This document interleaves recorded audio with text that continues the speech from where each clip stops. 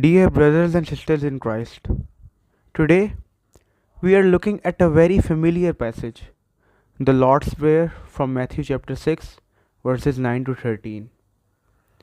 This is not just a prayer to memorize, it is basically a pattern Jesus gave us to understand how to talk to our Father in heaven. First of all, let's read it together in full. Our Father, who art in heaven, hallowed be thy name. Thy kingdom come, thy will be done on earth as it is in heaven. Give us this day our daily bread, and forgive us our debts, as we forgive our debtors. And lead us not into temptation, but deliver us from evil. For thine is the kingdom, and the power, and the glory forever. Amen. Now let's go line by line and see what Lord Jesus Christ is teaching us. Our Father who art in heaven. This prayer starts with a relationship. Jesus didn't say, pray to a distant God. He said, our Father. We are children of God because of Jesus Christ. And He is not just our Father, He is our Father in heaven.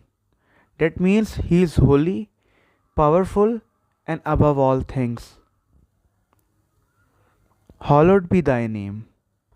This means, Lord, your name is holy.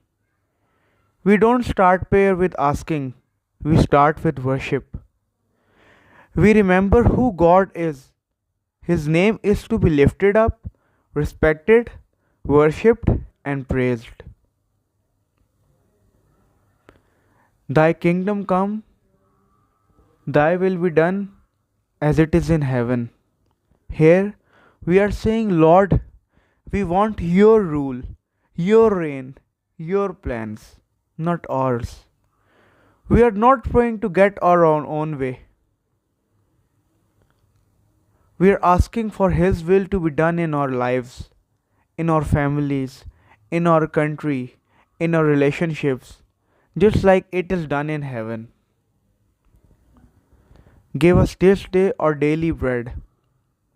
This reminds us that we depend on God for everything, our food, our strength, our jobs.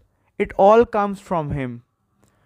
We don't pray for a month of bread or a year or a decade. We pray for daily bread because God wants us to trust Him in every and each single day. And forgive us our debts as we forgive our debtors. We ask God to forgive us because, as we all know, we all sin. But Jesus also tells us we must forgive others. If we hold anger and bitterness, how can we truly experience God's grace? Let us be the people who forgive, just as God forgave us through the cross and the eternal sacrifice of Lord Jesus Christ. And lead us not into temptation, but deliver us from evil. Here we pray for protection, not just a physical, but for a spiritual one. We say, Lord, help me stay away from sin. Help me not to fall into the trap of the enemy. God is able to deliver us from all the evil. When we stay close to Him, then we are safe. For thine is the kingdom, and the power, and the glory.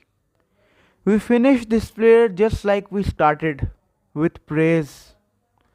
This last part reminds us God is the King, God is strong, and God deserves all the worship.